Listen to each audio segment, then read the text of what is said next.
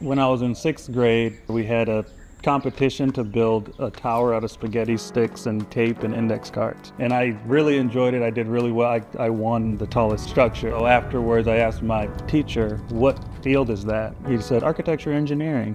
Ever since 6th grade, I was like, I just want to be an architect.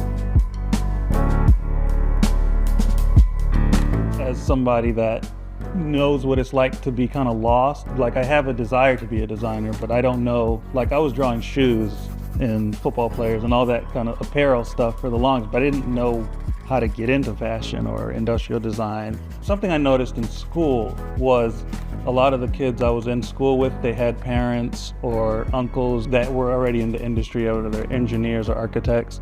Just the lingo took a while to catch on to, just the way things are done. The construction process was all alien to me. So I just felt a little like I was a little behind.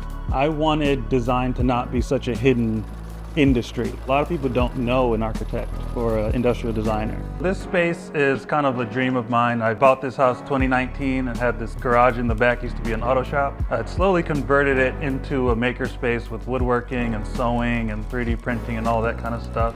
And I was inspired to do that because when I was at school, we had a wood shop and metal shop, and I just wanted to use my hands afterward. It's really meant to be accessible to the public, and so it's just kind of meant to be an introductory space to get your feet wet into design if you don't know about design, or if you want to try something new in design. If you're a photographer but you want to try 3D printing, I'll teach you how to do a 3D model. So it's just a nice introductory space. I had a friend, Cameron, I had an architecture modeling class for building a house, building your dream house. And so after that, he wanted to try architecture after taking the class. So I helped him with his portfolio, wrote his letter of recommendation, and now he's in year 2 of his master's program. That was awesome.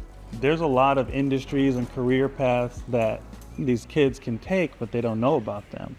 My first experience with Bluebeam was in 2020, and I thought it was really cool, just really the markups, like communication and doing red lines with the team. And that's really helped with pushing our standards forward. It just really helps when people don't have time to sit in a meeting, that they can just pull it up on their computer if they have a little time at their desk. A lot of emphasis used to be placed on having updated printed drawings on site, and those would always get really nasty and dirty and ripped.